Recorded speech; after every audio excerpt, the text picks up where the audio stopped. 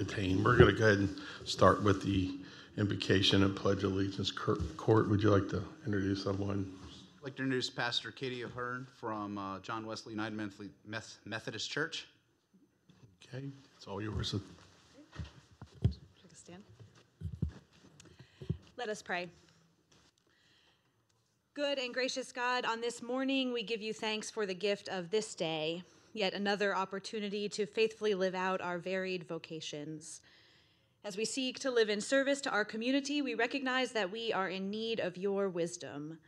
Remind us, O God, that your wisdom is so often counter to the world's wisdom, that you would have us seek the welfare of the least and the lost, that if we want to be first of all, we ought to be last of all, that it is in the flourishing of our neighbor that we will find our own flourishing. Grant us in all our doubts and uncertainties the grace to ask what you would have us do, that Washington County would truly be a place of support for individuals and a community that finds its strength together. In your name we pray. Amen. And now the Pledge of Allegiance. I pledge allegiance to the flag of the United States of America and to the republic for which it stands, one nation, under God, indivisible, with liberty and justice for all. Good morning, everyone. Before we begin, I would like to make sure that we all add Greg Shank in our prayers, friend of Mr. Baker's, lifelong friend, and that we keep in his prayers for his good health. So please do that. Good morning, everyone. I'd like to call the meeting December 11th, 2018 to order. I'd like to begin with the approval of the minutes for November 27th. Motion to approve. Is there a second? Second. All those in favor say aye. 5-0. I would like to begin with Commissioners' reports. Commissioner Baker, would you start, please? Good morning. Good morning again to all the county commissioners, everyone in attendance.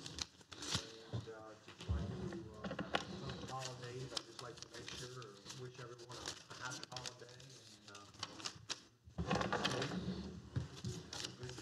remaining month of December. Thank you. Commissioner Kiefer? Yes. Last Tuesday night and into Wednesday morning, I had an opportunity to visit the state capitol in D.C. to attend the laying in state of President George Bush. And it was quite an experience. The line was hundreds, thousands deep, 4.5 hours to give you a perspective of the wait. And, I've been intrigued by some of the news coverage of President Bush. He was someone that I remember, the first president I can recall growing up in memory. I was born a little earlier than that, but he was the first one that I remember. And something struck me as very profound, a letter that he had written that was shared in the news last week that I'd like to read that I think might be a benefit to us as we become a new board and some of the leaders that we have in our county, both in county government and otherwise. But he wrote this letter to the CEO of IBM, and it starts, I cannot single out the greatest challenge in my life. I have had a lot of challenges, and my advice to young people might be as follows. Don't get down when life takes a bad turn. Out of adversity comes challenge and often success. Don't blame others for your setbacks. When things go well, always give credit to others. Don't talk all the time. Listen to your friends and mentors and learn from them. Don't brag about yourself. Let others point out your virtues and your strong points. Give someone else a hand. When a friend is hurting, show that friend you care. Nobody likes an overbearing big shot. As you succeed, be kind to people. Thank those who help you along the way. Don't be afraid to shed a tear when your heart is broken because a friend is hurting. And say your prayers. And that was written about 10 years ago to the president of IBM. So you can have that copy. That's all. Commissioner Wagner, since we're going to break that tradition, you're going last, we'll go with you next. It is nice not to go last. Welcome, everybody. This would be my second official meeting with a full agenda this time. I'm very anxious to get started. Again, I want to commend the staff of the county for such a warm welcome and get a running start on all this. It's like drinking water from a fire hose. But I'm very confident this board will lead the county in the right direction And we had a lot of discussions, and I think you'll all be pleased when it's in the next few years. Thank you. Commissioner Court? Nothing really to say, so thank you.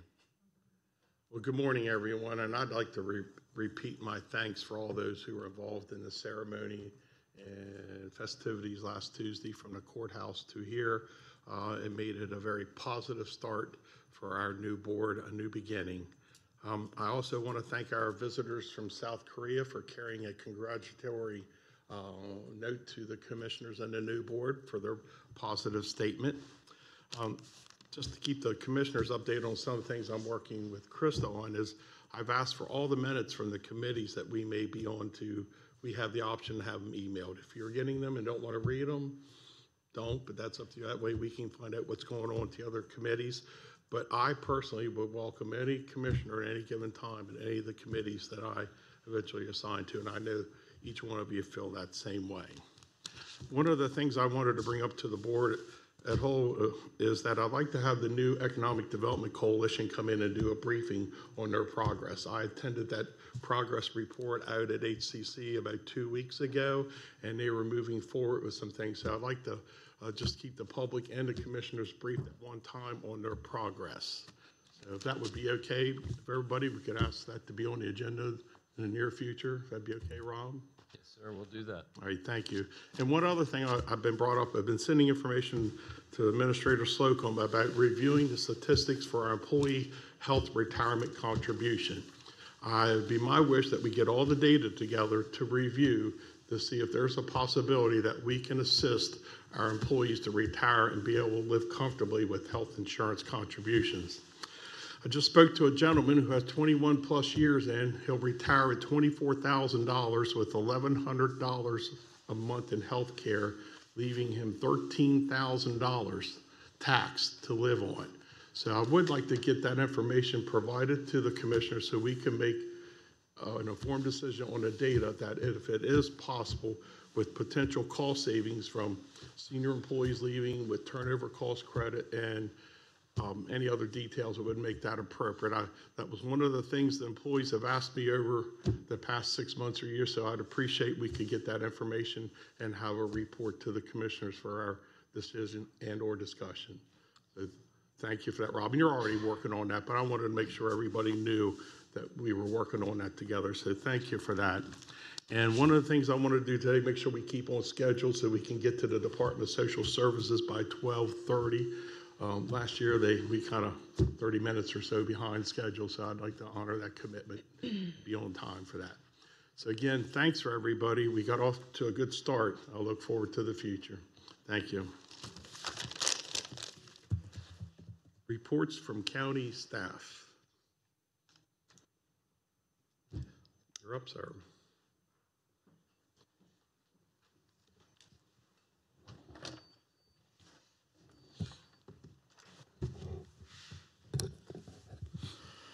Good morning, Commissioners. Good morning. Todd Moser, Real Property Administrator. I would just like to update the board on the RFQ for real estate consulting and brokerage services for disposition of surplus property that was brought to the board October 23rd, 2018. The bid was posted November 28th, 2018 on the county website, eMaryland Marketplace, and Penmar Regional Association for Realtors. We held the pre-bid meeting December 5th and had 8 real estate professionals attend the meeting. After the pre-bid meeting, site visits to each property were conducted. The bid will close on December 19th at 4 p.m. Current properties approved by the board to list on the market are 330 West Main Street, Sharpsburg, 11804 Park Ridge Trail, Hagerstown, and 13529 Spriggs Road in Hagerstown. And does the board have any questions at this time? The Spriggs Road property, is that the one out there off of Malton's Avenue? Yes. Yes, right on the corner. Are you giving any preferred treatment to local realtors, or are we out of town looking for realtors? We would prefer in-town realtors. You say quotes through Penmar Yes. Association? Yes. Realtors? Was there quotes from anybody about Penn, Frederick County, FCAR or something? the quotes will come in December 19th. Okay. Realtors at the pre-bid meeting came as far as Baltimore. The remaining 7 were from the area Yeah, here. that's a good question. Are the quote's going to come from the broker or the individual agent? It could come from the broker as well as the agent. That If wasn't, it came from the broker, then he'd be able to assign any realtor. Is that what you're getting at, Randy? I am. I mean, I obviously would like to see some of the business kept in the county. There's 1,000 realtors or whatever the number is. if the bids come in and they are tied, the tiebreaker is the local realtor. We do have that in the RFQ. Makes sense. Thank you. Any other questions at all? You calling for us to decide on that today? Is that your request? No. This was just purely an update. Thank you. Thank you. Any other staff ready to present?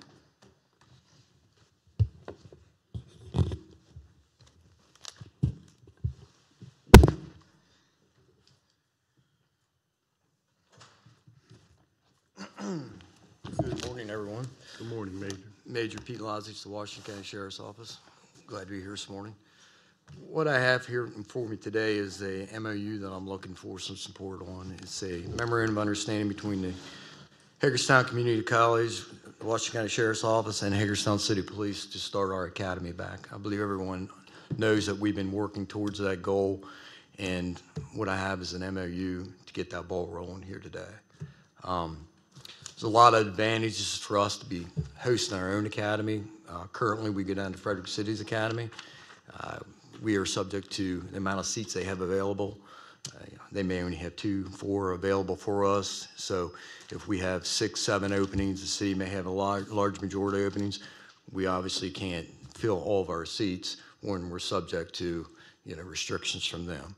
Also, very important part of this is the initial training that we have is going to be from our people, our instruction, the way we do business here in Washington County. Have any questions? If people attend our academy, are they going to be required to do a certain amount of service in Washington County before they were allowed to transfer? Well, there's a couple different variety of ways you could attend an academy. One, you could work for the Washington County Sheriff's Office. We put you through an academy. Hagerstown City Police, you put you through an academy. There are our priorities. We also could be from other jurisdictions in Maryland that could actually come here and attend our academy at a cost. So if somebody from our Washington County was going to be working for Washington County Sheriff's Department, how long would they have to stay employed by Washington County Sheriff's Department before they paid back the academy? We don't have a contract. I would prefer to see something like that put in there, because how do we know if we're paying for somebody to go through the academy, they go through it and they say, hey, I'm going down the city to make more money? That's the risk we take. Yeah, there's some police agencies in the county, in the state that do that. We have never done that.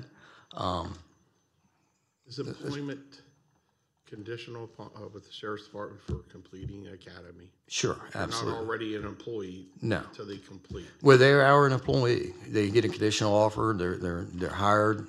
They get paid. Once they complete the academy, they go through field training. They're on probation for a couple years, and then they're off their probation period. But we don't have a contract. What you're asking, I understand what you're asking. I know I would prefer to see that, whatever that term is, if it's 2 years, and if you leave within 2 years, you have to pay a certain amount back to the Sheriff's Department or to the academy, because then we're trying to keep our people and not pay somebody to go through the academy to go down the street. That's something I'm sure the sheriff would be open to listen to. It occurs, yes, it does. And, we're competing every day. We're trying to fill academy seats. Do you have any statistics showing who remains for what period of time, who leaves after they? I don't have them with me. Obviously, retention is very difficult in the public sector. It's competitive. We compete with counties east of us. That's a fact. It's a reality. We lose people from private sector to other agencies. We do.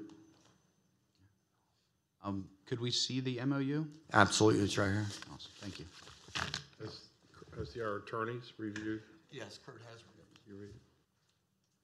I guess you would also run the risk where other agencies would go ahead and, if there was some money that had to be paid back, they would probably pay the money back to the county that it took to put the officer through the training center just to get them to come and work for them. I don't know. I missed that. The commissioners, what I'm hearing, you want to see an additional addendum item and bring this back for review afterwards, or do you want to move it on with this condition, that being added? I don't think that needs to be added at this Right. point. I mean, I personally would like to read over this MOU before I sign it, or before you sign it. But I full support of this. Yeah, the MOU understanding is between the college, Hagerstown City, and Sheriff's Office to put this academy on, not what you were asking about the Mr. the Downing, contract. you've reviewed this, and what is your opinion? Yeah, I mean, this reflects operationally what the sheriff wants. It's a relationship that has occurred before amongst the parties. Yes. And, the MOU, I think, just sets forth the rights and responsibilities and expectations of each of the parties.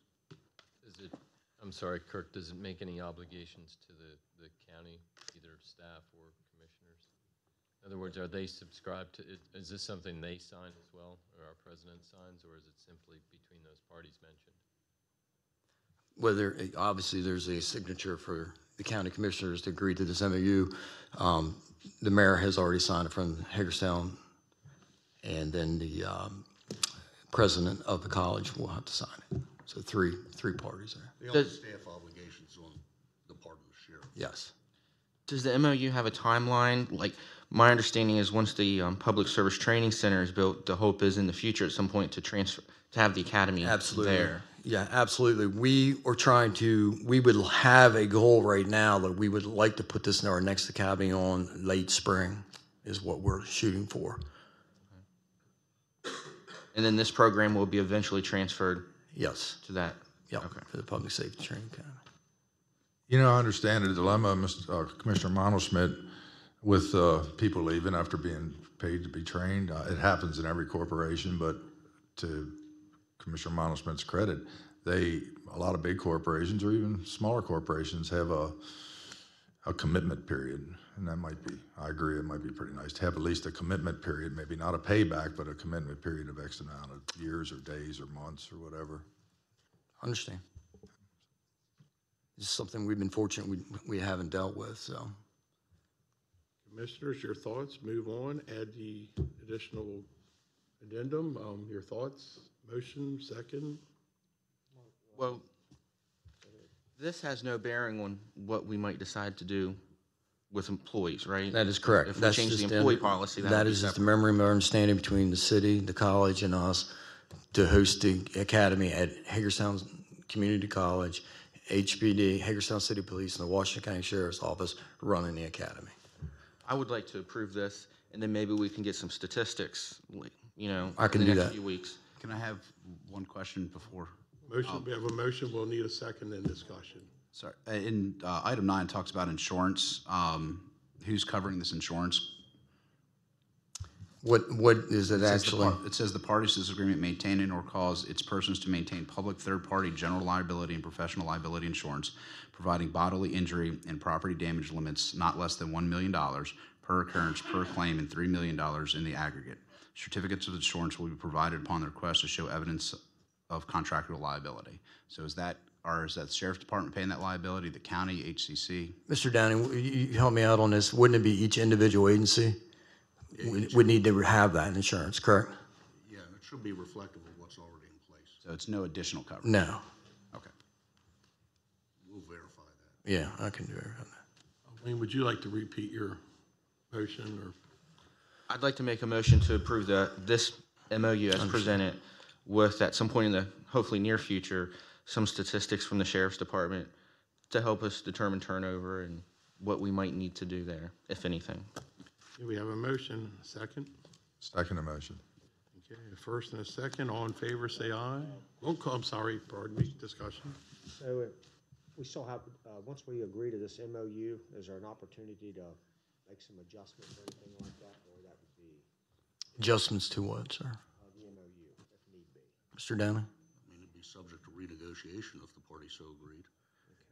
Yeah, the MOU has been signed by, you can see Mayor Paricci already. All right, first and a second. All in favor, say aye. Aye. Aye. Aye. 5-0. Thank you, Major.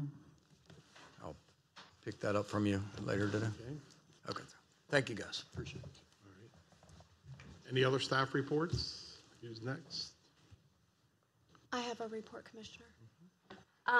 I just wanted to inform the commissioners on a couple different things that have been going on.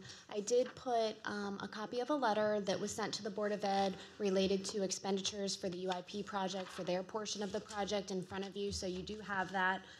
Just to let you know that expenditures are coming in for that project, and we are dispersing funds accordingly, and we will continue to do so up to the $4 million budget that is in the CIP plan. Also, just to let you know, county personnel, including myself, Susan Buchanan, Director of Grant Management, have had several meetings with Washington County Public Schools staff, as well as some with Maryland Theater and even Senator Serafini related to the UIP project for associated costs and funding sources. The most recent meeting occurred with Washington County Public School staff and DGS to discuss eligible expenditures for reimbursement through the bond bill. It was through this meeting and following conversations that we could determine that at this time we concluded that we could not determine an amount that will be remaining at the conclusion of the Board of Ed's project. The issue here is whether the Board of Ed can maximize state dollars based on eligibility requirements from the state.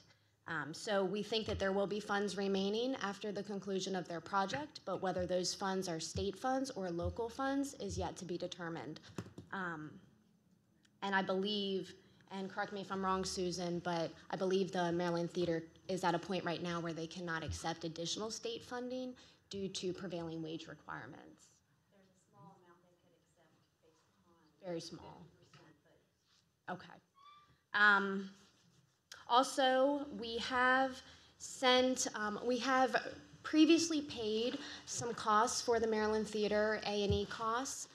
These costs were 50% funded through the county and 50% funded through the city for the Maryland Theater costs. We are having conversations with DGS right now to see if maybe those costs that were previously paid for could be reimbursed through the bond bill.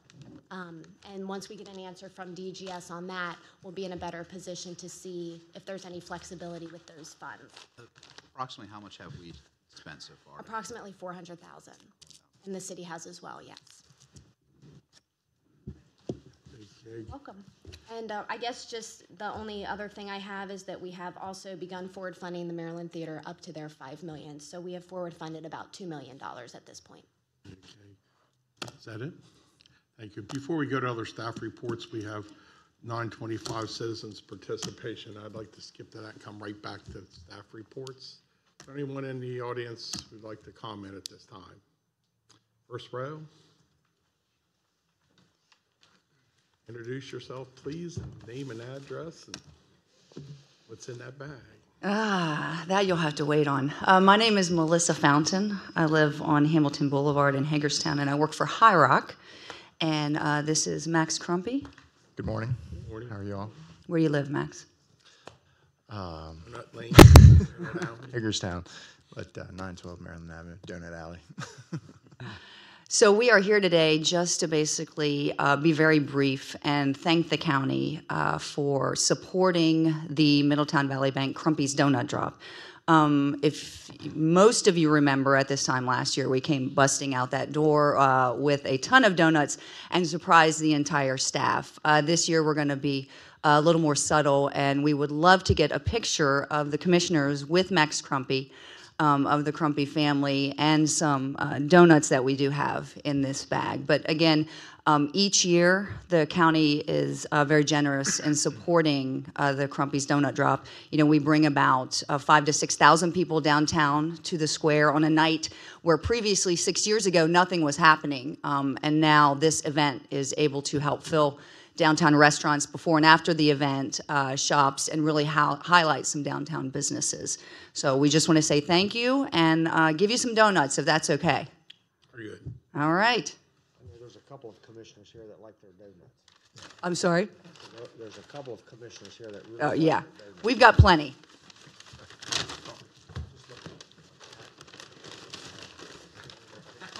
Yeah, they want to do a photo. Let's do that real quick. And then if any commissioners are so inclined.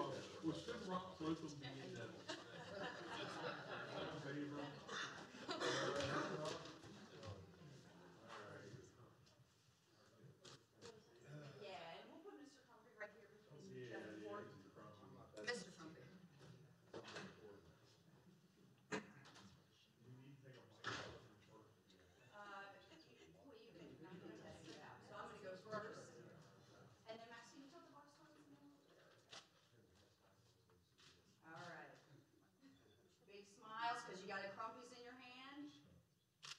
Terry up to your, yeah, hold them up to a little bit, guys, like you're about ready to take a bite. There we go. And right here to me. Good. All right, thank you. And we have plenty that we will leave for the rest of the team. Yeah.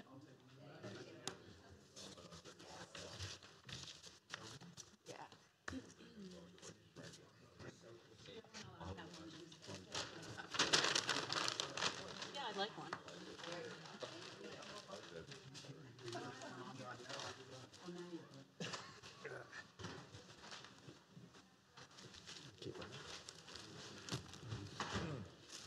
Any other people presenting food to the commissioners? Anyone else in the audience with citizens participation? Second row? Third row? Put up there and advertise. Anyone else in citizens participation? Hearing none, I'd like to go back to staff reports. Staff, who's next? Anybody else? Mr. Slocum, I guess that leaves you or Mr. Hovis next for reports. I have nothing, President Klein, thank you. Thank you. You're welcome, sir. President Klein, with what you've asked for, certainly we will prepare that for the coalition update and for the retirement insurance numbers. We also have had a presentation last week from Bolton, the retirement committee, for insurance and coverage, not insurance, I'm sorry, for retirement plans. So with the board's permission, what we'd like to do is bring both of those in at the same time and share with you an update as to the status. So you Absolutely. have that. Fine with that. Package. That may be January, given that next week is your last meeting for the year, if that's okay. That's fine. Gentlemen? They're going to be coming in again. I'd like to be present at that meeting. Sure, absolutely. In fact, what we're going to work on is actually having them come to present to you in January. Anything else, Rob? That's it. Thank you, sir. No other staff or any reports? Hearing none, let's move into the next agenda item, the quarterly report and review update. Sarah?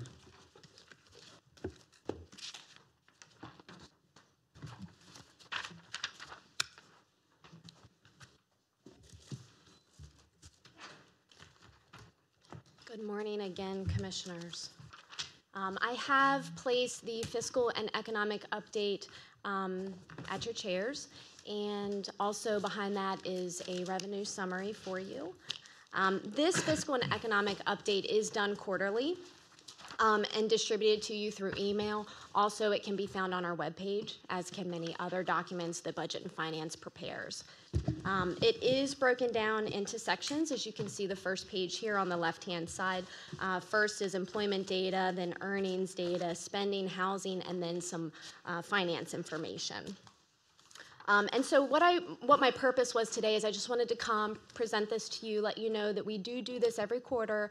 It can be found on the website, and maybe just go over high level some of the highlights from this report, try to keep you on schedule today. First page, like I said, employment data. You can see the trend, employment by industry over a 5-year period. So that's interesting. You can see government and professional and finance employment is down while the other categories are increasing. Also, the number of unemployed, the graph on the lower section does show that the number of unemployed has pretty much stayed the same between last September and this September. That number does increase a little bit during those colder months, and we have seen that trend before, so that's not something that is really shocking to the county. If you look at the second page, there's some additional unemployment data, unemployment rates from the county as compared to the state and the national unemployment rate. Again, you see that same trend for the county unemployment rate with a spike in those colder months. On the next page, we move into spending data. You can see these are just benchmarks to try to help us assess, what consumer spending is doing, how we're doing as an economy. So some information here includes the national construction spending. Of course, consumer spending patterns related to the sales and use tax collections. We can see that we're slightly up from last September. That's good. Obviously, we can see peaks in some of these graphs that are here, which is also okay and not alarming. Other than that, we would move into permit data. Permits are up over last year slightly, which we can get into a little bit more on the next sheet that we talk about. But there is also a graph here on page 4 that discusses new housing permits for both the county and the city of Hagerstown. And then also on page 4, we have some housing data related to, the average price of a home being sold in Washington County, which is trending in a positive direction. However, the number of homes sold in Washington County is, less than last year, so that would be on a negative trend, as well as the housing inventory is higher than last year, so that's also on a negative trend. Page 5 shows our revenue trends that we have. As you look at these graphs, please keep in mind that the 2019 figure is a projected annual amount, so it's not the amount to date. It's where we see ourselves at the end of the year, so please keep that in mind as you're looking at this. It is the best way to show it in a graph because, if we're only showing, half of the year revenue and it just doesn't display well. So we know that we're gonna hit our target or we think we're gonna hit our target, so there is a projection here. So I just want you to be aware this is a projected number for 2019 for our actual. All the previous years are certainly what we received. And then on page 6, moving into expenditures, you can see the chart at the top of the page shows operating activity by fund.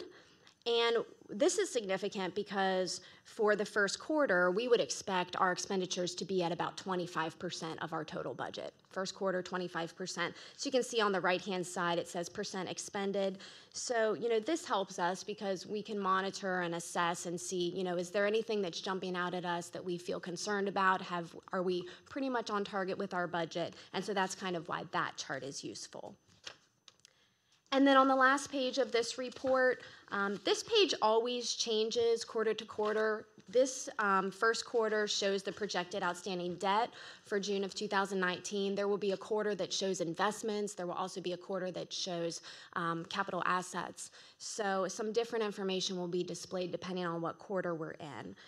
And I think that is pretty much a good overview for that. Of course, if you have any questions, I can take those now, and then we can move into the... I just have one, as Jeff said. Sure.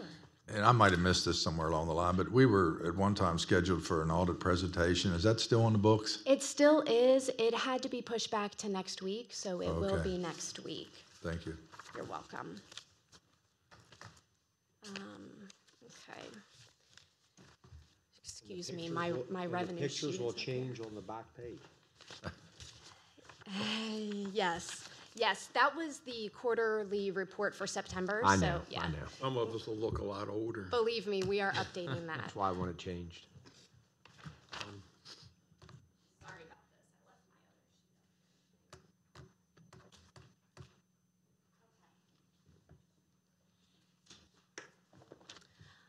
other sheet. The other piece of paper in front of you is monthly revenues. This is also sent to the commissioners via email.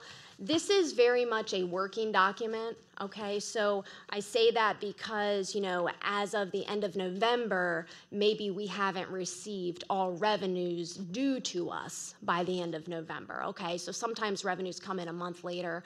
If we're talking about highway user revenue, sometimes there's several months lag. So please keep in mind as you look at this, this is, you know, our best attempt to try to show where we are from a budget to actual standpoint, but you know, it is just reflective of collection dates.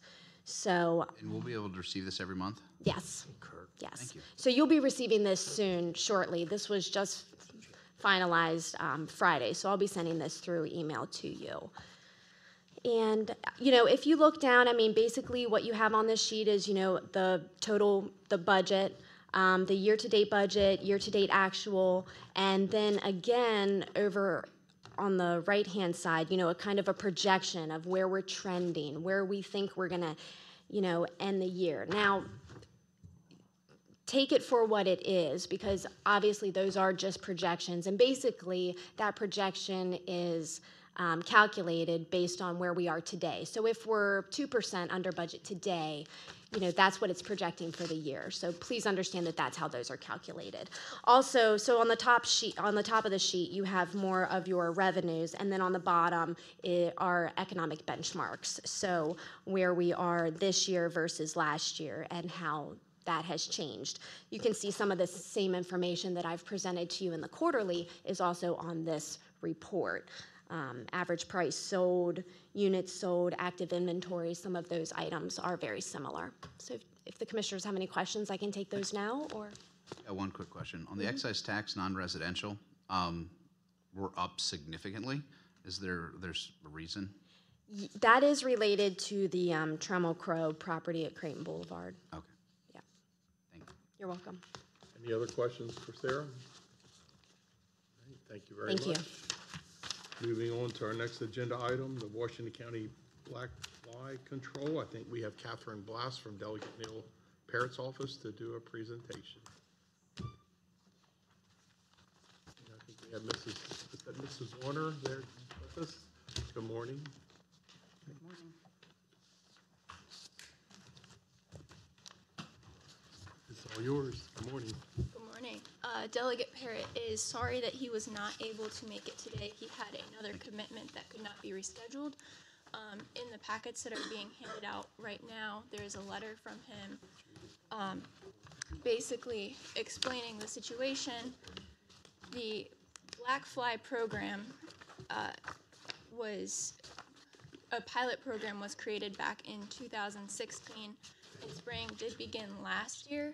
However, to proceed with the program, the state needs to approve more funding, and Delegate Parrott believes that it has a significantly better chance of receiving state funding if it has backing from the county. We have Judy Warner here. She's a resident of South County and an expert on black flies and has been fighting this issue much longer than I, so I'm going to let her take most of this. Hello, I live in Roarsville, and we are part of an area of the county that is highly infested with black flies, which are commonly known as gnats. I've talked with several of you are familiar with that, and maybe the new guys are not, I don't know. But we've lived there 26 years, and the black fly problem has gotten worse and worse every year. In 2012, Chris Shank put us in touch with the entomology department at the University of Maryland, and they have worked every summer up through last summer to do various studies on these. And the first year they told us that they were black flies. Gnats just mean any flying insect, but these are particularly black flies. They found out that they're mainly breeding in the Potomac River. They breed in fresh running water only. And that the only thing that you can do about them is something that Pennsylvania has been doing since the 1980s, which is to treat them with BTI, which is a bacteria, not a chemical. It's something that's harmless to everything else, and it doesn't remain in the river. Pennsylvania was lucky because their governor lives on the Susquehanna River. So they were infested with black flies, and the governor's wife said, hey, get rid of these things. And they established this program, which is the biggest in the country and the second biggest in the world next to the United Nations. We set about, absorbing the information that the entomologists gave us, helping them with things, collecting samples. And then we went to our delegation. Neil Parrott has always been very instrumental in this and taken the lead, I think, with the delegation, but they've all been very helpful. And one bill was presented in Annapolis in 2015 and did not pass. And in 2016, it did pass, barely, because as you know, rural areas aren't really favored in the legislature, but it got passed. There was no money attached to that, so the first year went by with nothing happening. The second year, we got a supplemental money from the state, which was enough for 4 treatments. So the first one was last fall of 2017 in September, which didn't really do much. The black flies start hatching around late April or May, and they go right through into October. They're really like half the year. They really make our life impossible. We can't sit outside. It's very hard to work outside if you don't have a net on. So this past that money went into this past year. So in May, end of April, May, and June, there were treatments. A treatment consists of the BTI, the bacteria in a liquid, which a helicopter, which can fly under the canopy, drops into the river after the scientists have gone through identifying where the larvae are. So they did that, and we saw a big difference right away. I mean, in other words, we could be outside on our properties. We could use our outside. So those treatments ended in July because they ran out of money before July, and for the rest of the year, the black flies gradually hatched and came out, and we were as miserable as usual. So what we are asking for now is, Neil has asked for supplementary money to finish out this fiscal year, which would be sprayings in April, May, and June. The sprayings come out to about $40,000 on average, $40,000 a treatment. For the following year, I don't know what your budget schedule is, I'm sorry, but I don't know it. So what we're asking for right now is if you would participate in this funding. It makes a very big difference at the state level if the county is behind this effort.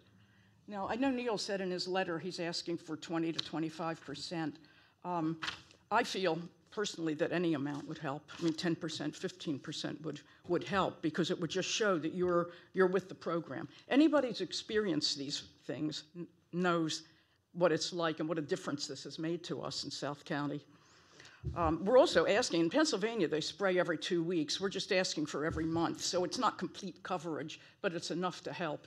It's enough to take it back to where it was in 1992 when we moved here, where it was bearable, even though they were here. It's unbearable now. For next year, we'd like to get into the budget as a line item in the state budget instead of having to go and beg every year.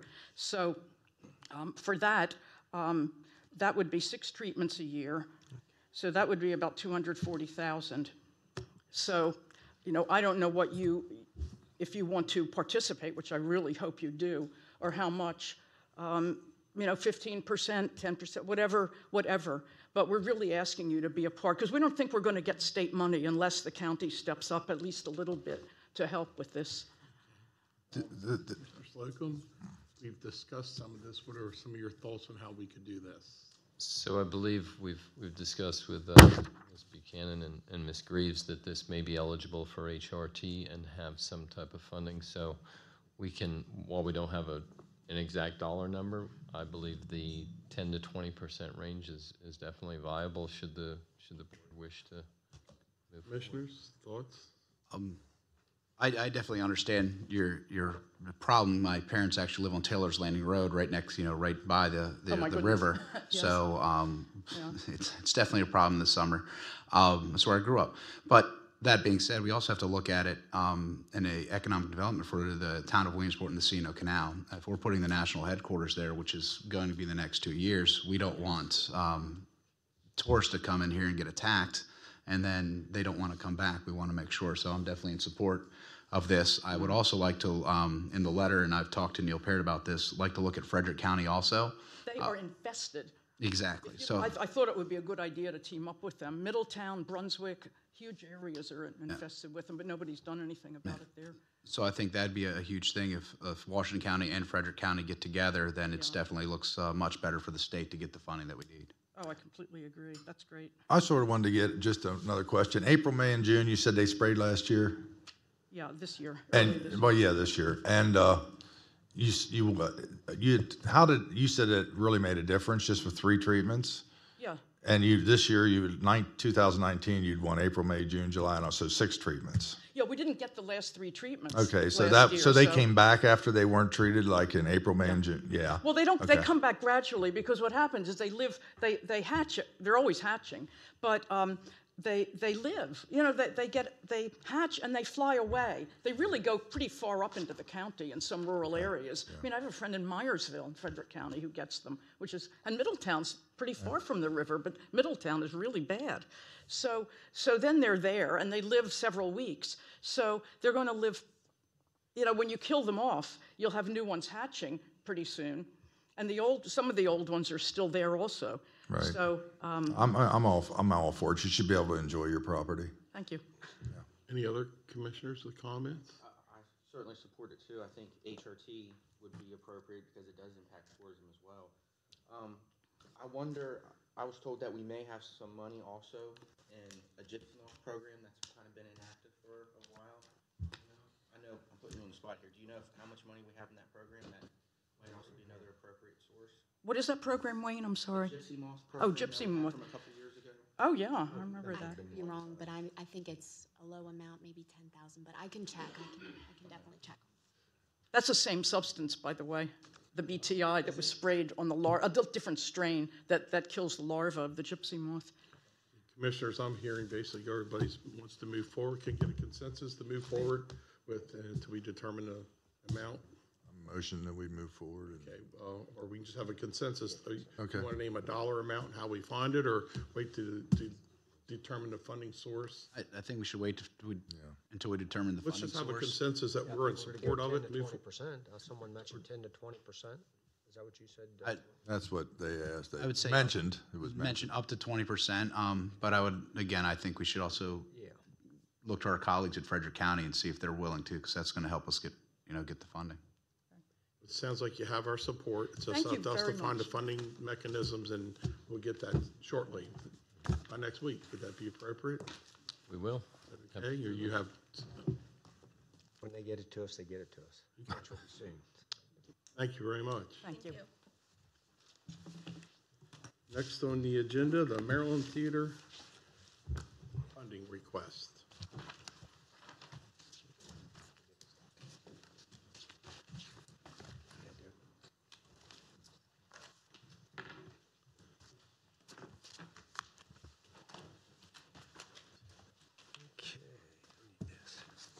Good morning, everyone. Thanks for being here. For the record, please state your name and address. Jessica Green, 2687 Clare Court in Greencastle. Thank you. Benito of Atlanta, 10194 Jacob Mack West, Waynesboro. Senator Serafini, Annapolis, Maryland. Oh, that's next week. Oops, Yeah. Dave. Marsh Pike, Hagerstown. Thank you. Good morning to all. Good morning. Thank you for inviting us back. We're glad to be here. I want to first provide you with a brief update on the Maryland Theater expansion project. As most of you know, we have completed phase 1, and we are very much underway in phase 2 with about 35% of the overall time for construction completed. We have received just over $140,000 in change orders that the Maryland Theater will be responsible for, and over $42,000 of the allotted $250,000 for rock allowance for the project. A brief update on fundraising. As you may remember, our efforts began in spring of 2017 with a feasibility study that came out with very positive results. We started our private campaign in September of 2017, and in October of 2017, we came to the city and county with a joint request for grant funding for the construction contract. We then launched our public campaign at our groundbreaking in June of 2018. And since then, we have raised over $5.5 million privately, far exceeding anyone's expectation. And we have nearly $6 million of state funding received for the project, or promised to the project, excuse me. This leaves us with a $3 million funding gap. I would like to extend an invitation to the commissioners to join the Maryland Theater Board meeting at the last Thursday of each month at 4 p.m. We'd be glad to include you in our construction committee update, where we will share our challenges, our successes, and our progress on the project. So please contact me each month if you'd like to join, and I'll let you know a location, as we don't currently have a normal meeting space for obvious reasons. Question to Mr. Downey. 3 or more commissioners could attend that meeting if we are not deciding, voting, or making comment. Is that appropriate if all 5 of us would want to show up? What are the rules for meeting acts on it to be completely accurate for the new guys? Yeah, you can attend their meeting.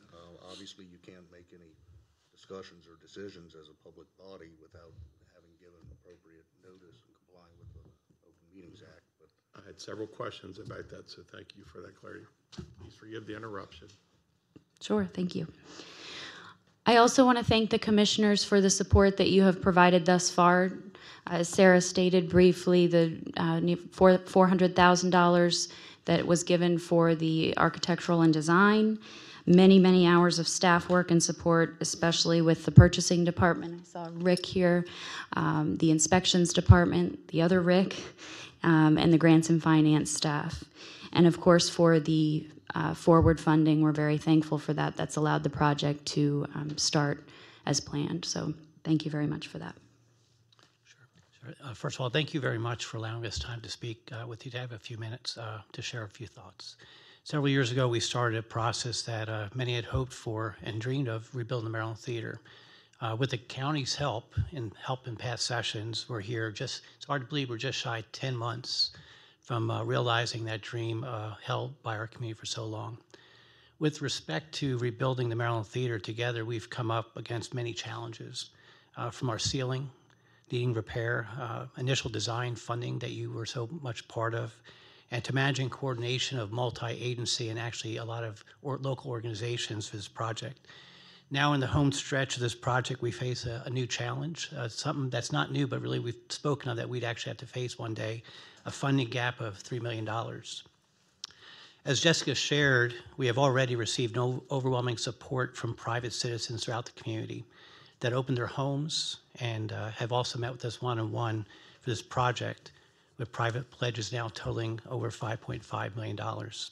And just for a minute, I just want to share a thought that sometimes we don't overlook, but I just want to recognize what is unquantifiable is the monetarily is the tens of thousands of hours of volunteers that have put forth effort to the same project that we in our community could never really repay. Today, we are asking for your assistance in completing this major project for our community with a request for grant funding in the amount of $2 million. With your funding grant of $2 million, Maryland Theater will continue its fundraising initiatives throughout the year and far past that to cover the remaining $1 million funding of the $3 million funding gap. And we're confident from what we've seen that we could accomplish that. Your continued investment in the Maryland Theater into this request is vital to continuing the progress that is being made by the community towards the revitalization efforts. County grant funding of $2 million will enable the theater to continue to focus on rebuilding or building the business model for the new expansion. And we've already begun receiving requests and rentals for the new space already, and we want to continue building that because that was the thought that this building would bring is new opportunities of bringing people to the community and new revenue opportunities for our community. We're already developing strong partnerships throughout the community with local businesses and organizations who will participate and bring others to our community. Your $2 million funding grant will also allow the Maryland Theater to remain cash positive. We've worked so hard to stay. With the grand opening slated for 11 October of 2019, we need the county's support to now finish this vital initiative to our community's economic health. Thank you. Senator Malcolm? Yes, I have handouts. I'm sorry I didn't get them to you ahead of time, so I'll.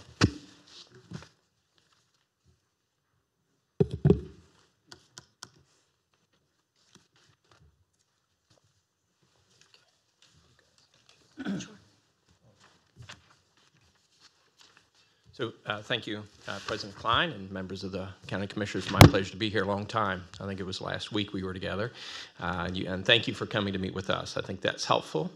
I hope that we can continue the communications that have started. And I just wanted to give you a brief overview of the overall project first, and then speak specifically to where we are with Maryland Theater and some of my thoughts to that. So recently I went down to the Board of Public Works before Lieutenant Governor was there. The governor had been real busy for a couple months before then and took a little time off. But I was in front of the comptroller and the treasurer. And I have to tell you, we were very well received. The comments were very favorable. And it was the idea that the city, and really let's go back, it was the county. The county took the lead off. I think Commissioner Baker a couple years ago in your State of the County said, we're going to support the city. We're going to move forward with this. I was visionary of the county commissioners, your previous board, and it has been very well received because we've seen now the city, the county, state delegation, Board of Education, and non-governmental organizations and the community has come together to support this. Governor Hogan, when he first committed to do this, and he frankly partnered with you all very early, said this is not going to solve the problems of Hagerstown, just what the state is going to contribute. It must be a coming together of the community, and we have seen that now tremendously. When you see this economic activity that is laid out before you, it is seriously an amazing step. We've had a lot of conversations about what we can do. You know, we always have that conversation that as people that represent the whole county, as you do, the city is part of that. And the city is key to what we think will be the revitalization of our community. It's not the sole issue, but it is certainly one of it. And I'm very proud to look at the different projects that have come forward and the good news and the investments that are there and the commitments of others. And that has been a change in attitude, I would say, from the county as people have interacted with different departments of the county of, hey, we're here to work with you, we're collaborative, and I want to salute that, and I think that's powerful. I have said to Mr. Baker all along that a commitment of $4 million was what we asked for, that's where you were. The issue for this always has been for the UIP is fungibility. Different money is coming at different times for different projects. We currently have both the Maryland Theater and the Board of Education projects going. I just got off the phone with Superintendent Michael before I got in this room, and I said, you guys are still on pace. They have put contingencies in that projects. We've had these as we've had our UIP meetings, that the Board of Ed has put contingencies in there. Mr. Bowman is behind us, obviously with rain and challenges. We still will not know till that building is completely finished, but I believe that should, barring anything really unforeseen, that the possibility that funds will come out of that program, that will come back and it will be split between you and the Board of Education. That was the idea from the beginning. We just don't know when that will come. And I think in conversations I've had with you, President Klein, have been, hey, they're moving forward. How do we do this? I think the other one we have to say, and I appreciate the comments, frankly, we expect them to raise money. That's been part of this all along. The governor has stepped up with his $7.5 million, $5 million of that. I've heard it from other commissioners, and I've had this conversations with Jessica and Benito. There's a concern if we just give it to them, we will not raise, and that's why they've come here today and said, listen, $3 million is a heavy lift in a county that's had Brooks House, Dewey's House, the ARC is raising money. USMH, as you can see from this, raised that's actually about 1.6, 1.7 million from private donors. They're not afraid to say, we'll still understand we'll be on the hook for the others, but we're asking for your help on this. I'm telling you that my commitment to you is there are budget requests that have been in. The delegation has sent a request for $1 million for the public safety. I had money originally I was going to request to finish the plaza, but frankly, at this point, I'm not going to ask for any more money for the UIP. I think there's sufficient money from the UIP at this time. But I have added to their request another $1 million for the Public Service Academy. Now, these are requests. We don't know if they'll come through. And there's another project that Mr. Slocum and Mr. Slocum identified, and I think we're working on that as well. So my commitment to you is, I'm not asking you necessarily, I'm not going back on my word to Mr. Baker.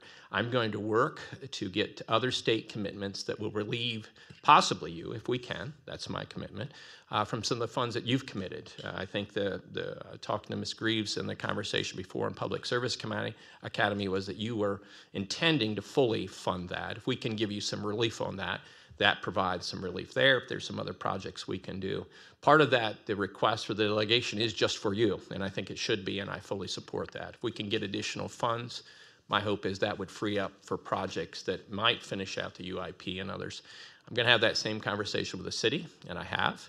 And I have to say, though, if you look at what the state has done for the UIP, it's been extraordinary.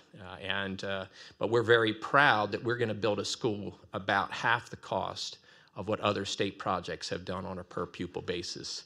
And I'm very proud of what we've done as a community. I told them that we didn't ask for a handout. We only asked for a partner. We didn't even ask for a hand up. We said partner with us. And we've demonstrated our end of this commitment. And so to this commitment and request you're having today, to me, I still feel it's an extension of some forward funding. It may in the end be a true grant, but I'm going to commit to say that I'm going to do everything I can in this session and moving forward to see if there's other projects that you would have funded that we can provide some relief on. Because I really feel on funding formulas and everything, we're about where we should be on the UIP at this point. Senator, thanks for your continued commitment to this project and to Benito and Jessica. And that school program is important to all of us. So we still want to see that, make sure it's a success.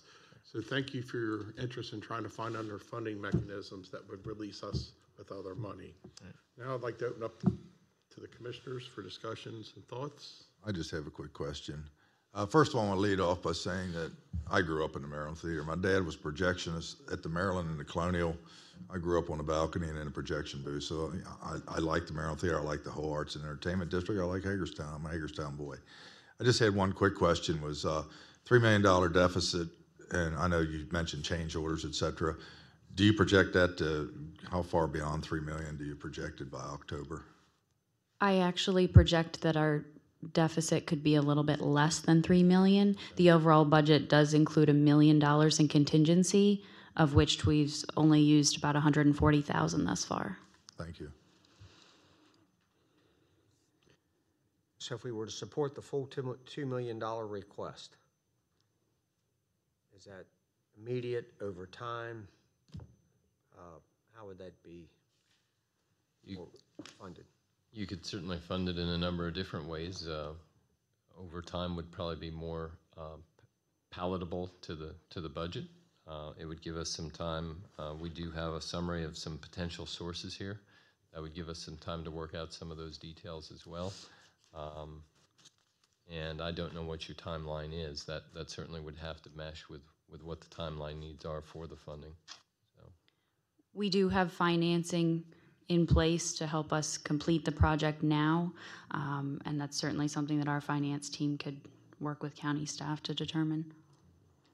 Now, that just make the $3 million gap that we have, is that including what I know there's a matching grant and what you're assuming we're going to match on that? Is that including that, or does that not include that?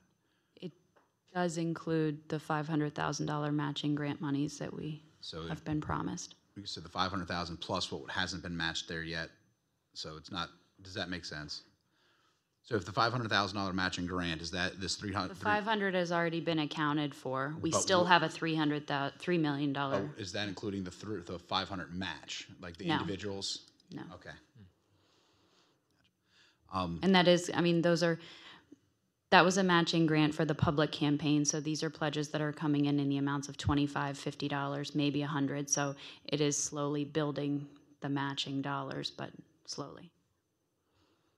Do you have a projection on maybe grants at this, not grants, but fundraising? Do you have a projection at that at this time, or what are you actively doing to fundraise right now? We continue our one-on-one meetings with individuals in the community.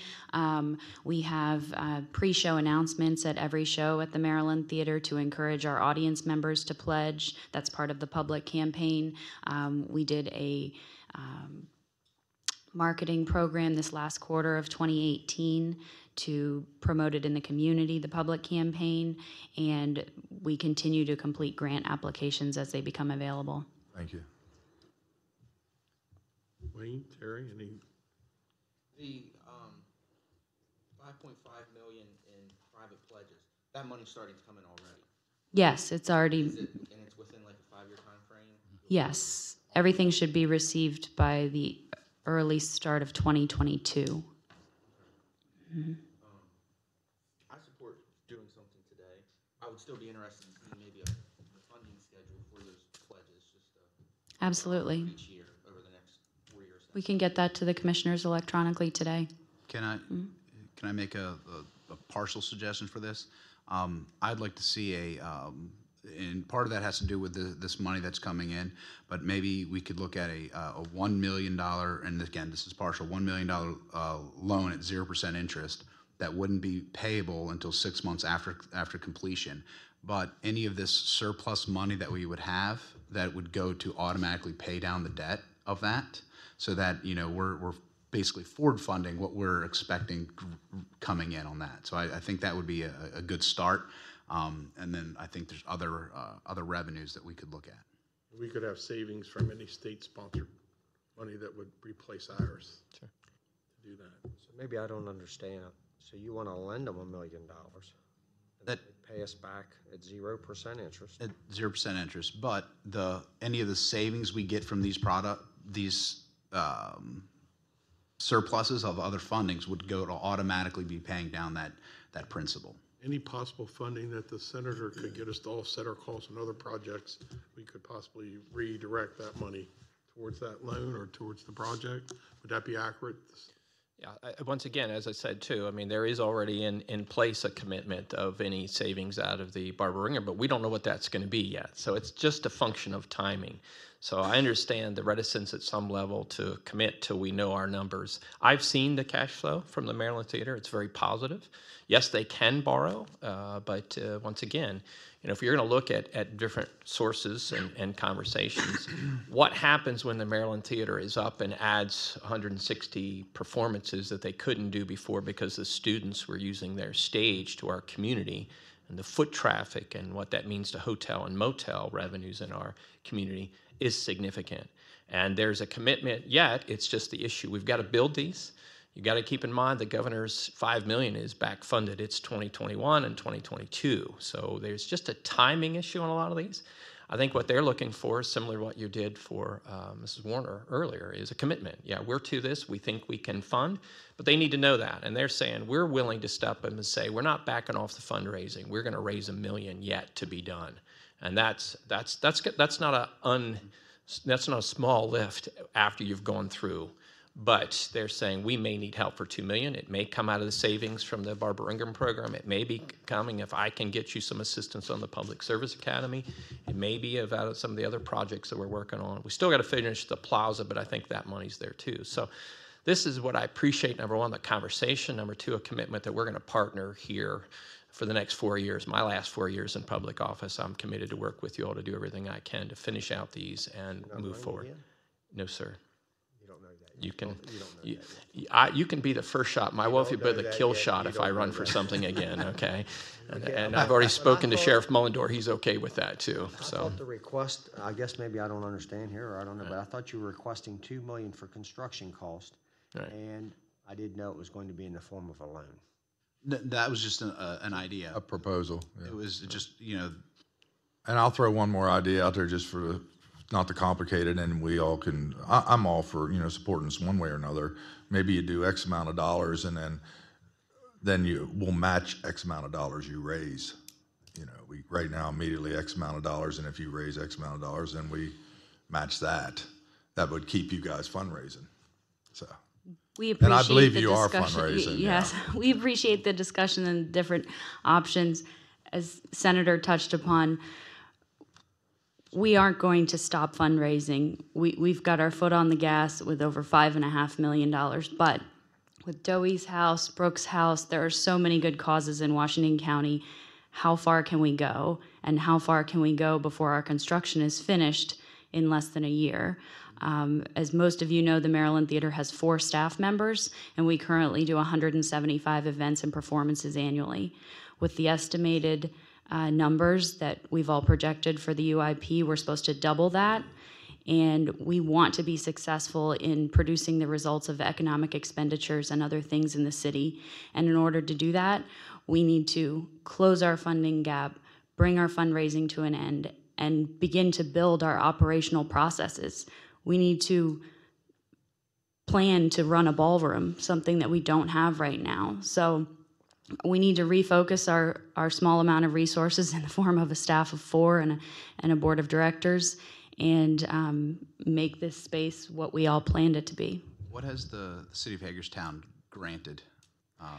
They have granted a match dollar amount for the design, just as the county has.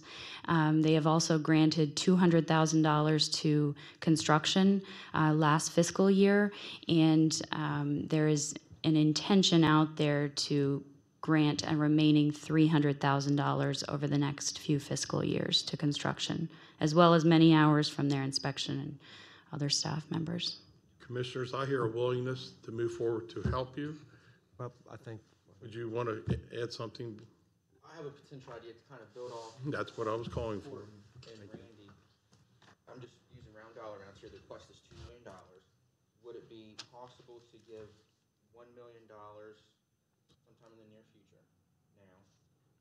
And then the other $1 million, maybe tie that to as your pledge donations start to come in. Maybe that will certainly encourage your donors to Like a match? Like? Yeah, kind of a match. Matching with pledges you already have. Matching with pledges we already have, and as they are received, we receive that match. $5,000, we give you $5,000.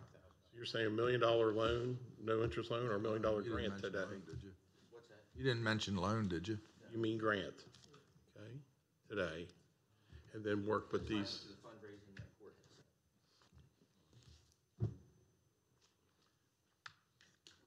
Gentlemen, thoughts?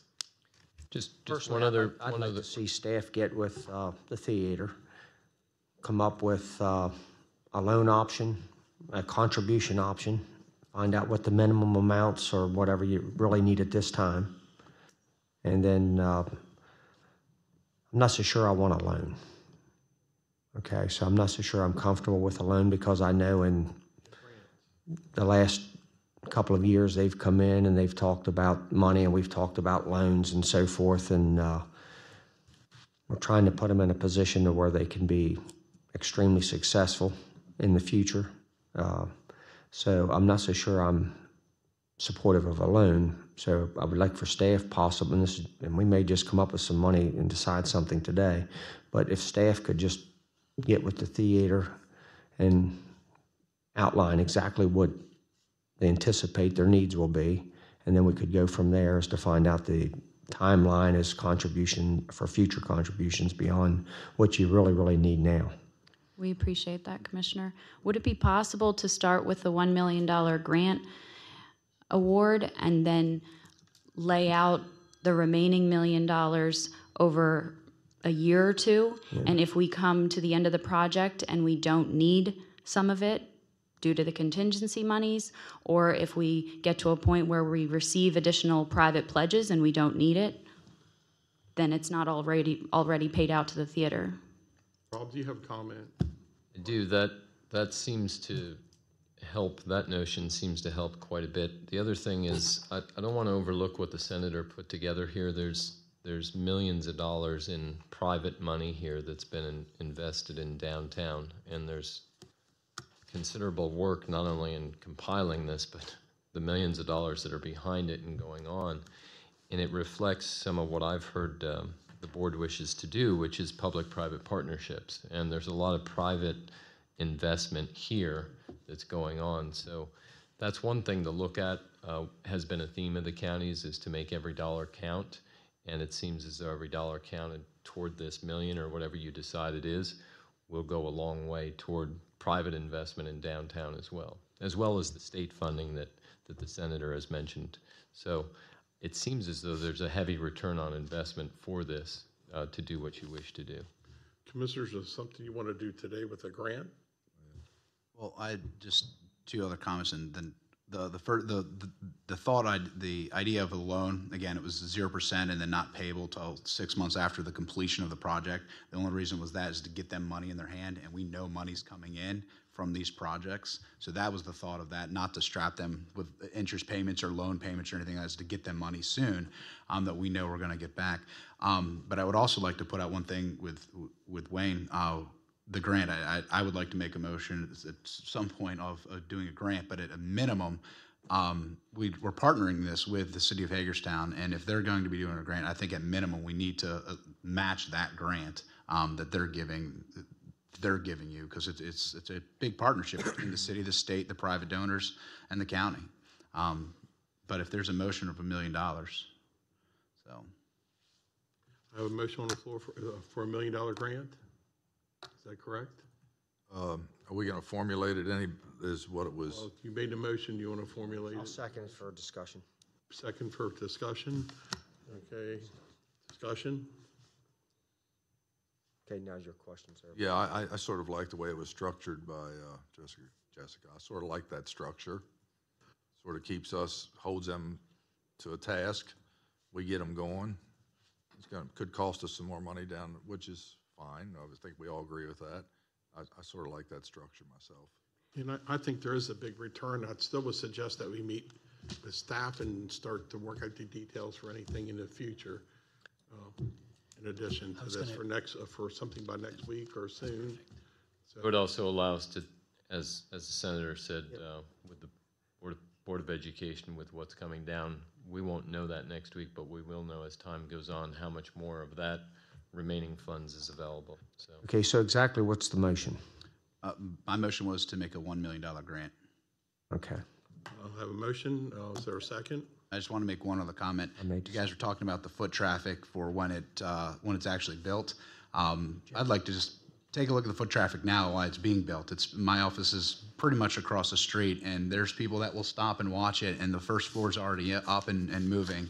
And I think the citizens of Hagerstown and Washington County have been great with the road stoppage and the construction and watching that. It's been impressive in how fast it's going up with all the rain and everything that's going on. Okay, so just for clarification, we have a motion for $1 million grant. We have a second for that motion. Okay. And then you're going to get with staff and decide how we're going to possibly put a plan together For the future. For matches and so forth. Okay. And I would just make one more comment that our largest donor to date is nearly $1.2 million. That's a private donor. And it would be nice, since the county made the initiative on this with the state of the county 2 years ago, that the county at least match that level. And we would be glad to provide a naming right to the county and recognize you. Pardon, I have first and a second. All in favor? Aye. Aye. 5-0. Thank you very much. Thank you. Good luck.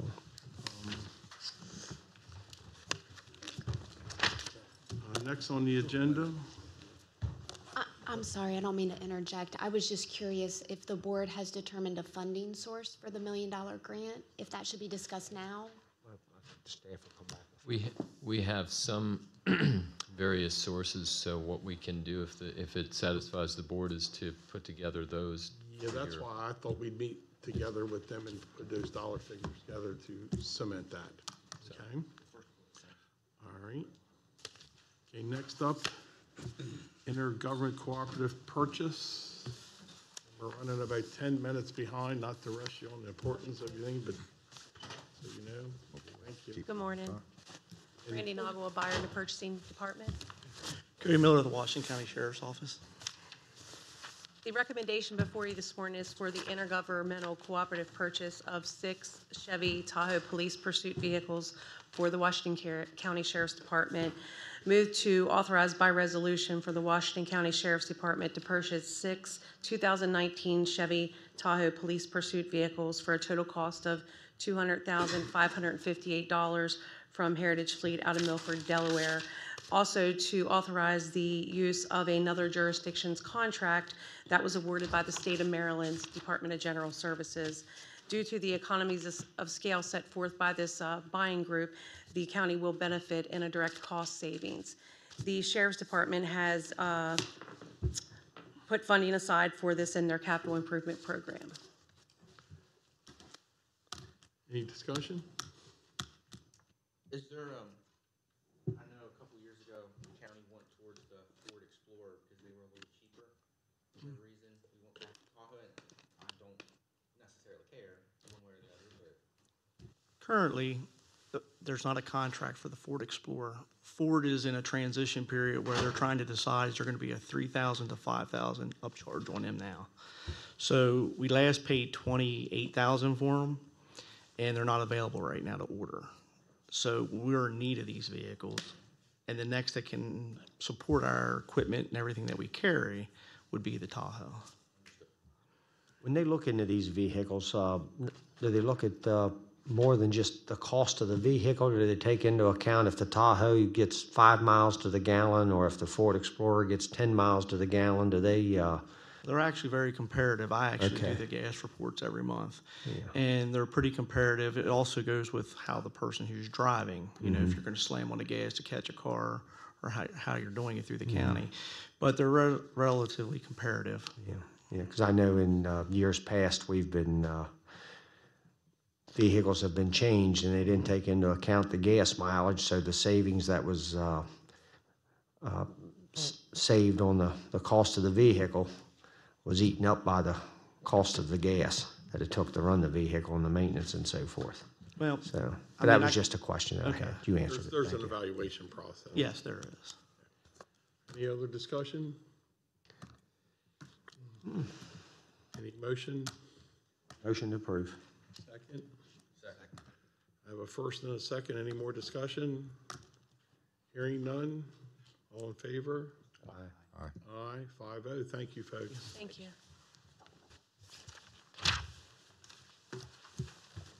Construction bid award, transit bus shelters, Scott Hobbs. And Mr. Sir.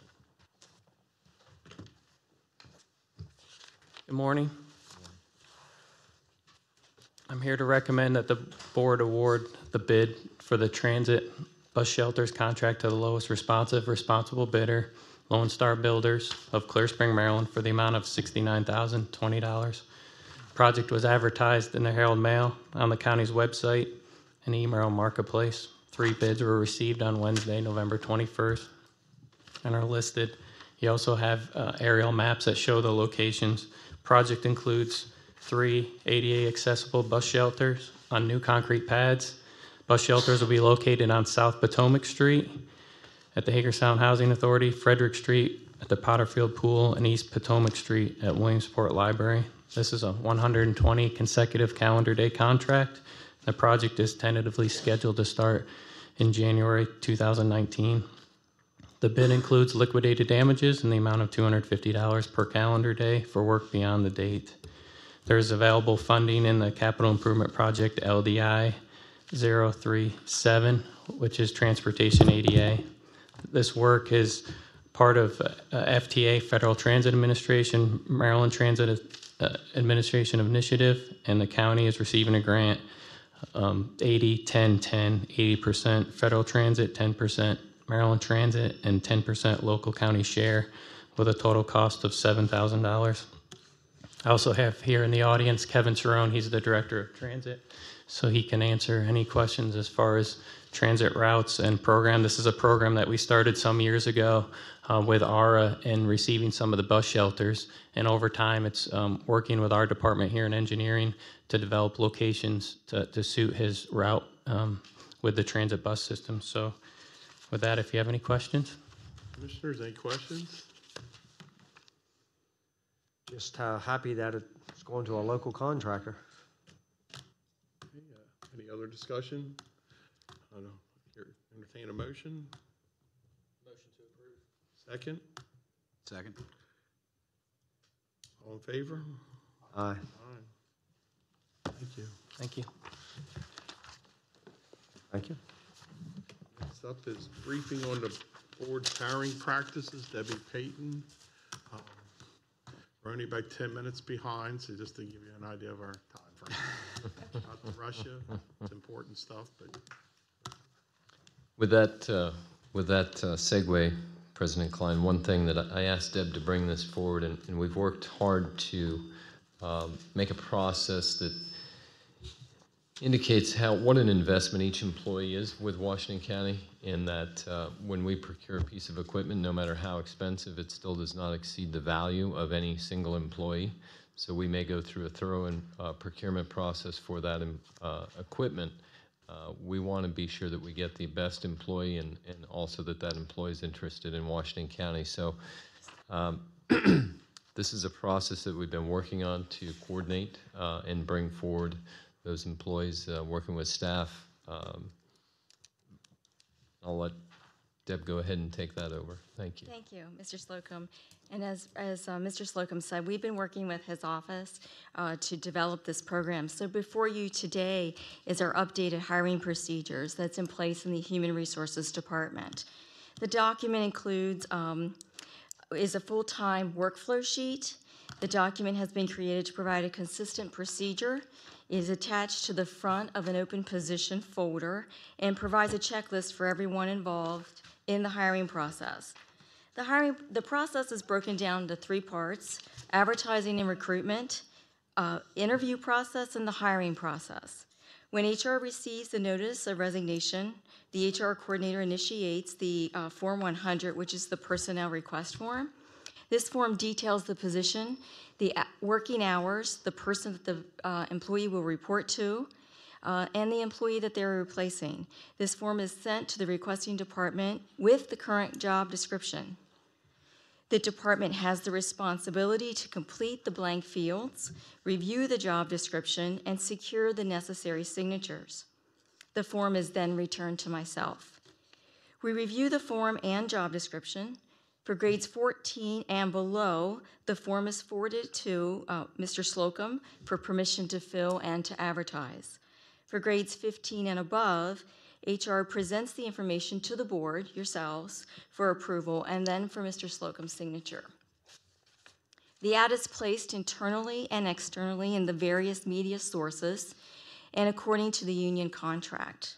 Applications are received and scanned into our Laserfish system, which is our electronic storing system, and HR creates an application log. The folder with the applications is forwarded to the department. The hiring department selects from the list of candidates they wish to interview and returns the folder to HR. HR schedules the interviews and sends the interview schedule to those involved on the interview panel. Interviews are conducted by the hiring department. Upon completion, the position recommendation sheet is completed and sent to HR with all interview notes. HR reviews the recommendation and conducts reference checks for the department. The results are then communicated to the hiring department, and the hiring department agrees to hire the candidate. The candidate then receives a written conditional offer letter. The conditional offer letter includes information about the hourly rate, the position, and most importantly, that the offer is on a conditional basis based on the board's approval and all other prerequisites, which include a physical, drug testing, and background check if warranted. They are required to sign the bottom of the conditional offer letter and return it to the Human Resources Department. Upon receiving the signed conditional offer letter, the position is requested to the board, presented to the board for approval, and the person into the position. Once the board approves the person is sent an offer letter congratulating them, providing them with their date of hire, orientation date, the date of their physical, etc. This process is a work in progress. We presented this to the departments at our senior staff meeting and asked them if they find anything that doesn't work for them to please let us know, and we certainly will take their suggestions into consideration. Any questions? Who determines who's involved in the interview process? Who's in the room for the interview? Who determines that? Basically, it is the department themselves. They choose someone. If they choose to If have. they're working with a certain department, the head of that department might be in the interview room. They may be, yes. We do require at least 2 people to be on the interview panel. I had suggested to the other commissioners that maybe on upper grade, and maybe one commissioner be present on interviews. I don't know how that's going to go over, but that was a suggestion of mine. Okay. One of the things I'd like to see, some of these top department head positions, 2 or 3 or whatever candidates are presented us for an opportunity. I think one time we even interviewed EDC board applicants at one time. I thought that went well. So that would just be a suggestion, like major department heads or whatever, but just to add on to what you brought up. Or we could put our thoughts together and come up with what we think we'd be interested in moving forward with, and then we could just let Rob know. If there's anything you'd like to introduce or change about this process, we'd be glad to talk with you about it, either individually or collectively here, and get it interjected into the process. Good topic for a future discussion item? Yeah, okay, thank you. Sooner rather than later. I did have a question. You said once they're hired, you send them a letter to let the person know that they were selected. Is that also followed up with a phone call? No, it's an offer letter. It's done in writing. Okay. I think to be clear, though, we do have telephone communication. The offer that's made contingent upon the board's approval, we are certainly sure to see that that is in writing. I understand that, but I would But think the follow-up offer, there's person being often hired would want to know before they receive the letter, I would think. there's often both. Yes. Okay. Yes. Just to clarify, that letter or maybe verbal communication that if someone was selected for a position is not given until the commissioners approve. They do receive a conditional offer letter. That, and that's in your package here, the conditional offer letter. Conditional. It is conditional based upon your approval of the person into the position. And then we do stipulate, they have to pass the. We see a copy of what that letter looks like at some point. I believe it's in your packet. In your package. Yes. One other thing, those who apply and do not receive an offer, we also follow up with a letter. Yes, we do. We thanking send them. those who didn't get the job a thank you letter. So the positions that the commissioners have the final say on?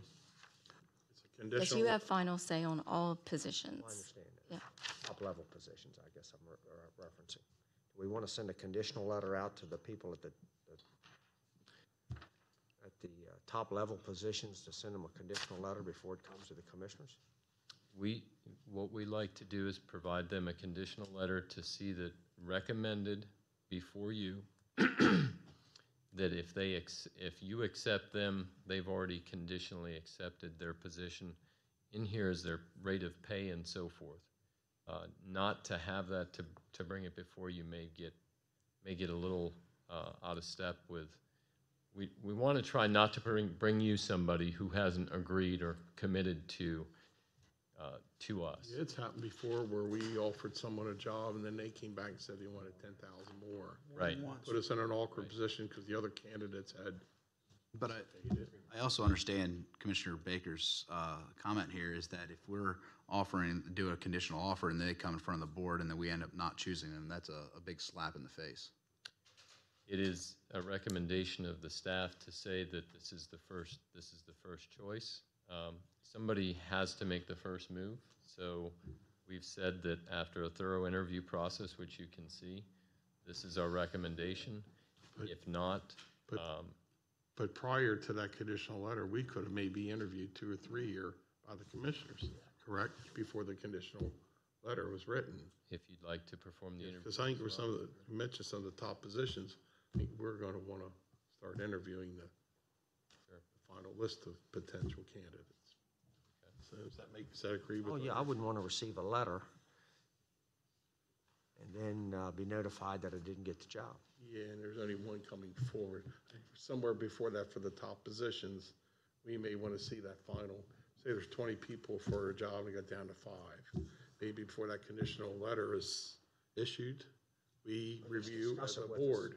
At least discuss. Makes sense, yeah. With us before. Okay. We'd want to know what grade of position you'd like that to begin at, if it's, Yeah, well, if it's a 15 and above, or what grade? We don't have to decide that today, do we? No, this is discussion. Wayne, you have a comment? Yeah, it sounds like, to me, my perspective, the conditional offer letter maybe comes a little too soon. I understand it says pending board approval, but it almost to me sounds like the conditional offer letter should probably come after the board approval.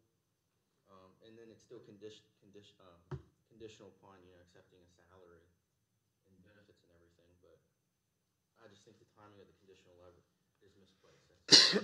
We can do it either way. The concern with not having something in writing is that some candidates may say that they were offered a position and it gets ambiguous as to what they were actually offered. We've tried to put this in place that says, protects the county staff, that says everything here is conditional. Otherwise, what I prefer to do is give them something in writing so that we don't get out of step with what's being said on the telephone. That is part of the concern. All right, well, this can, I'm going to keep back on our time schedule. It's something we can bring back for discussion. I would welcome the commissioners to individually send you some suggestions, and we'll have it back on for a review again. Okay. All right, thank you. Thank you. We're running back 10 minutes behind. Next is court. That 10 minutes Lead us in an ethics mission. Do you want to, can you do your? It's going to be real quick, if that's all right. Thank you. I don't want to. Currently, under how the Ethics Commission is appointed, I think there's an inherent conflict of interest that the board appoints the people that are serving as the Ethics Commission. So my suggestion is we have other stakeholders that would recommend people to the board for our approval. I know we're required to appoint those members, but if we could have other community stakeholders recommend those 5 people for our approval, that's what I'd like to see. And my initial thought for those community stakeholders, I'd like to see the Washington County Bar Association recommend one person, the Board of Ed and/or the Washington County Teachers Association recommend one person, the Chamber of Commerce recommend an individual, Emeritus's board recommended an individual, and then I think we can do a citizen at large, or there's other organizations out there that would, I think the Sheriff's Department might be another good recommendation for us. Of course, we do have the final approval, but I think if we do that, that's removing the politics and the inherent conflicts of interest. Any comments? Only thing I'd comment on that would be, I don't know what the current Ethics Commission is doing. Maybe they haven't brought anything to us yet. I think they're working on some things, and you think that would be, I agree with you, Corey. I think it's a good idea, but I don't know what they've done, and I know they're working on some things. Yeah, it wouldn't affect the current Ethics Commission. As of now, there are 4 members that their term ends in 2020, and there's one, I think, that or 2021, and there's one that ends in 2020. And I think this is no direct reflection on the characters currently there. This is just for a review for you to make this even a better process. Exactly. So it should be for the future. It would not affect the current Ethics Commission. I would like to have a conversation with their Ethics Commission. I know Kirk has said that they are working on something. I'd like to hear their ideas. I've also mentioned in the past that I think we need to broaden the scope, the authority of the Ethics Commission. Right now, we follow the state of Maryland's minimum standards of financial gain only as an ethics violation. And I'd like to hear their input on maybe broadening that. That's the concern I hear from citizens that, will. Yes, I agree. Over the last couple of years, the Ethics Commission has been in the paper, which hopefully they never have to be. That's not what we want, but I think you're right. If we can broaden the scope, and then at the same time remove the politics from it, that we're appointing the people there. Let's get a diverse group of people that are on that Ethics Commission. Any other comment? Put them on the schedule. I believe the county attorney's office handles that. Yeah, we can work towards that.